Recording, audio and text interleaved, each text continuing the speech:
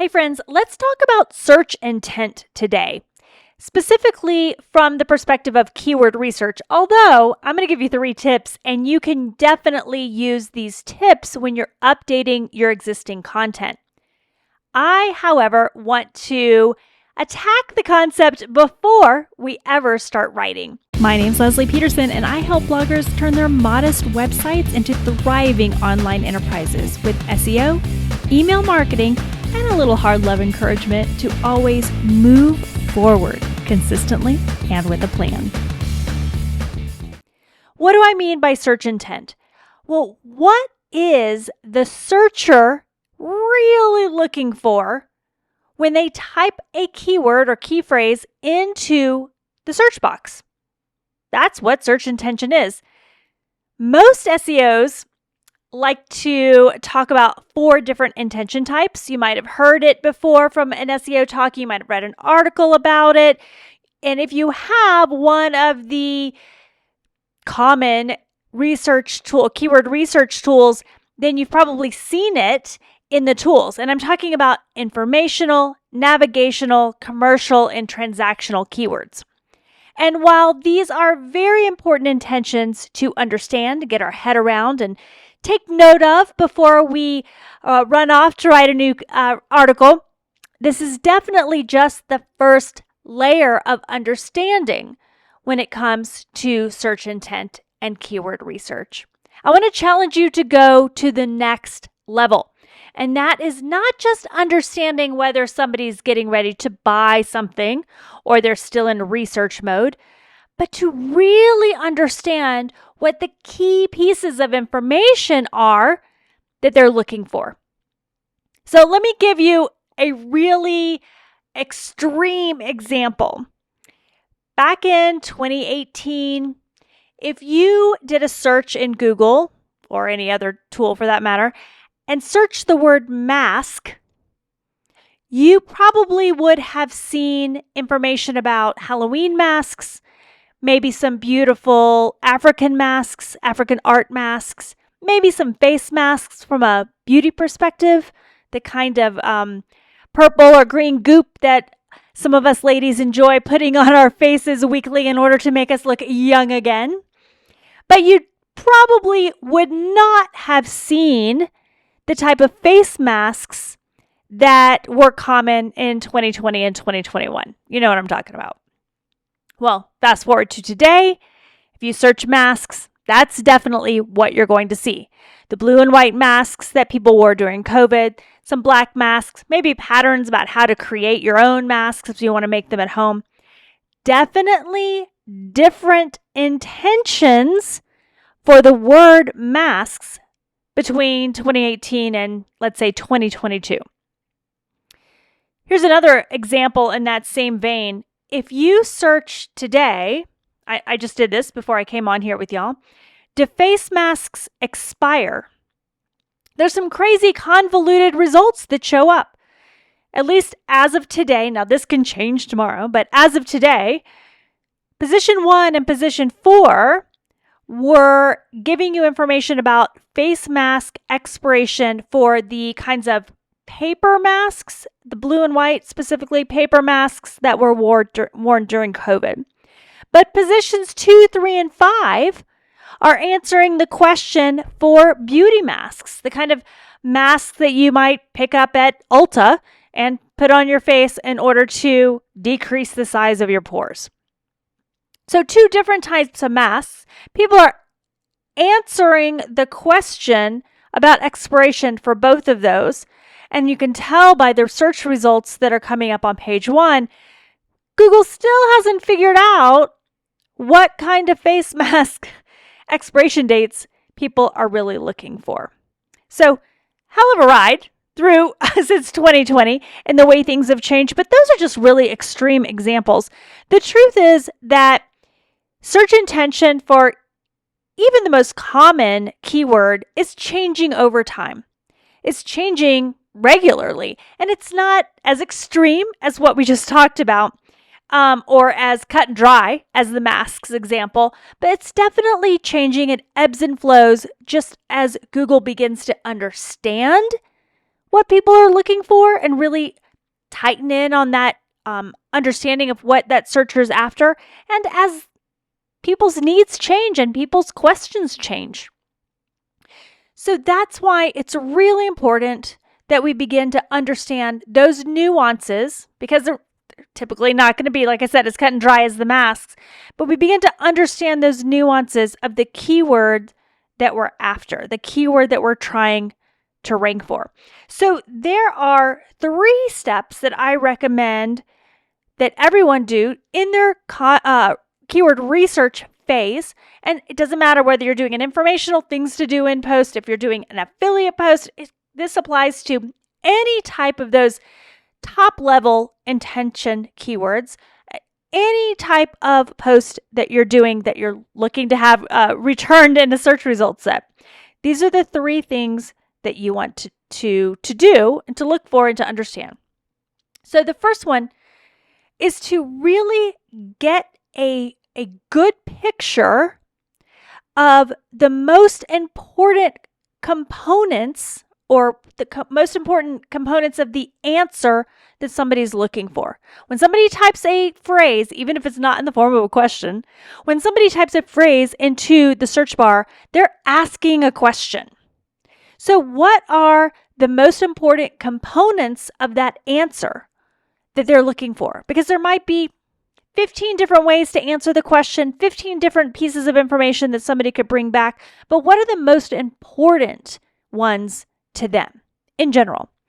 And when I taught students this last year and in the years before, I always said, you need to open up results 1, 2, and 3. If it's a difficult keyword, open up results 4, 5, and 6 also.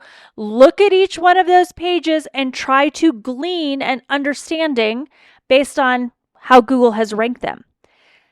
But times are changing, folks, and we have Chatgpt to help us and make that process so much more simple.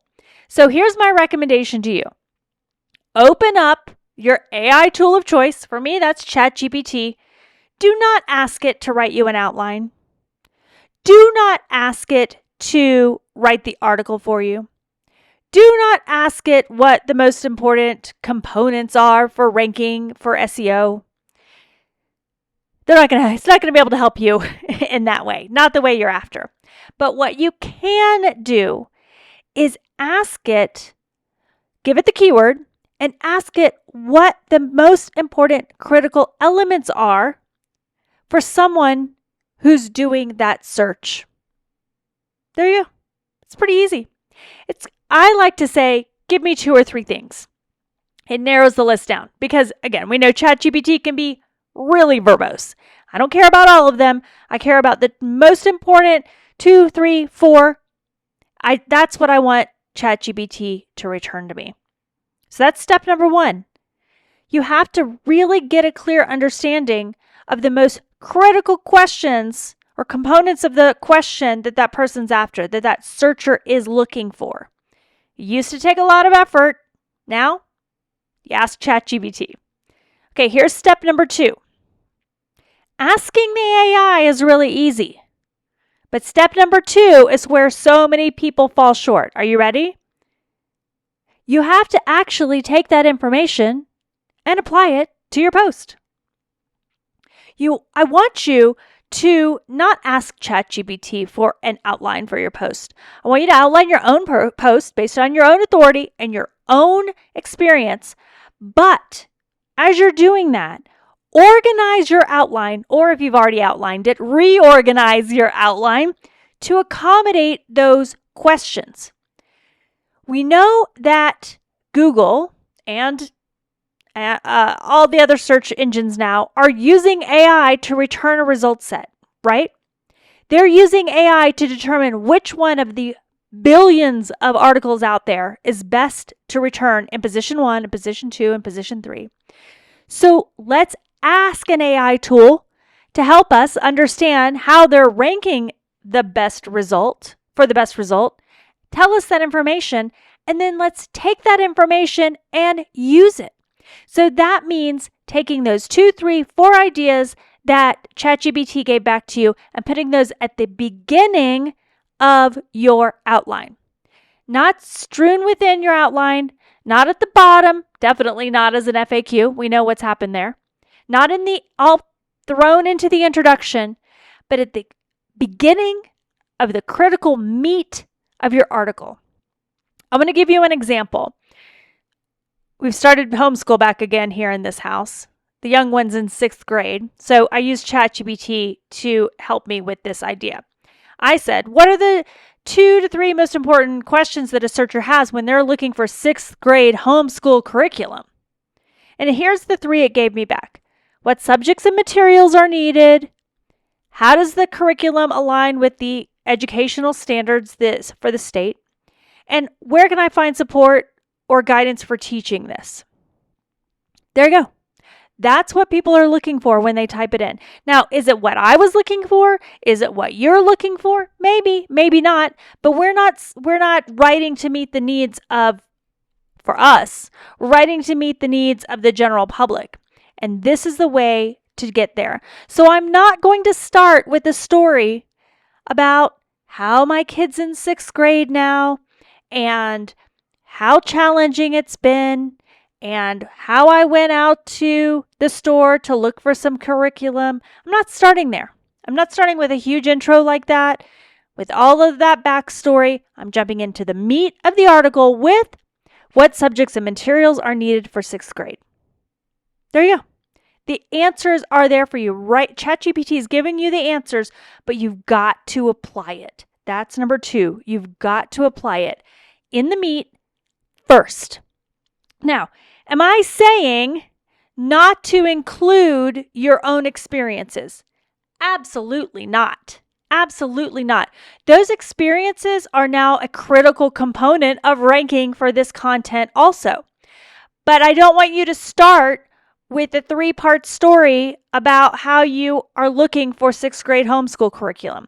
I want you to jump into item number 1, what subjects and materials are needed. And then I'm going to pick the first thing. So I'm going to say, for example, that we're going through this, I can't even remember the name of it. I'm going to be honest. This particular geography class. So here's for geography, you should teach geography. We're learning world geography. This is the product that we're using. Here's why I like it. Here's how we're using it. Move on to the next one. So you definitely want to include your own experiences in there, but you want to do it succinctly and in the right place. Okay, here's number 3. I want you to look at the competition. I implore you, never ever begin an article for a selected keyword without looking at who's already ranking for that keyword. I know it can be a little tricky. I don't like reading the entire article because I don't even want to give the appearance that I'm copying from them. But I do need to look at how it's laid out. I need to look at what the headings and subheadings are. I need to look at what perspective they're bringing. I need to understand how they're answering the question. And that's what I would ask you to do as well. Here are 4 things that I look for when I'm examining the competition. Number 1, are they answering those questions that I just learned about from Chatgpt? Are they answering those questions? Is it really clear that they're answering the questions? Are they answering the important questions up front? How are they answering those questions and how are they applying their own experience to the answers? Number 2, do they get to the point quickly? I don't need, gone are the days when we can apply magazine writing styles to the internet. I don't need a 4-point introductory paragraph about how your grandma was also homeschooled. I don't need to write an introduction for every header before I jump right into the points. So are they getting to the point? How quickly are they getting to the point? How well are they getting to the point? Number 3, how are they explaining and demonstrating their own experiences on that topic. So most likely, they're not being extremely verbose, but they are able to get the point across that, hey, I have or had a sixth grader that I homeschooled and I picked out a curriculum for them. It's likely that the person who's ranking is not a single person with no kids who's never homeschooled their kids before. Experience matters. So understand how they are demonstrating that experience. And then finally, take a look at what charts, infographics, printables, pictures that they're using and how they're using them, especially the ones that answer the question. For example, pictures of the actual, in this case, curriculum that they picked. Or an infographic with, all of the subjects listed and the option 1 and option 2, curriculum choices for those.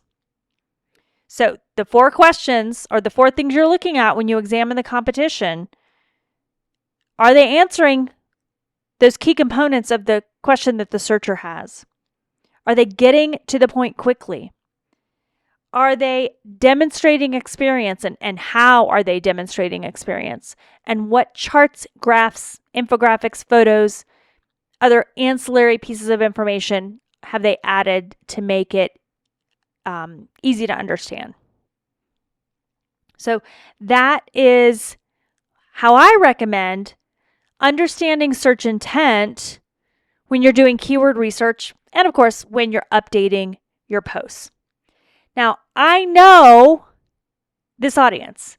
I'm going to get an email from somebody who tells me that they don't do anything like this and they're doing just fine, which is great.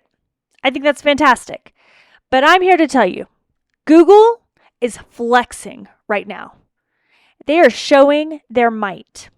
And if you want to continue to be on page 1 of Google for your select keywords going forward, and all the ancillary keywords that come with writing a thorough piece of content, then you're going to have to understand intention like you never have before.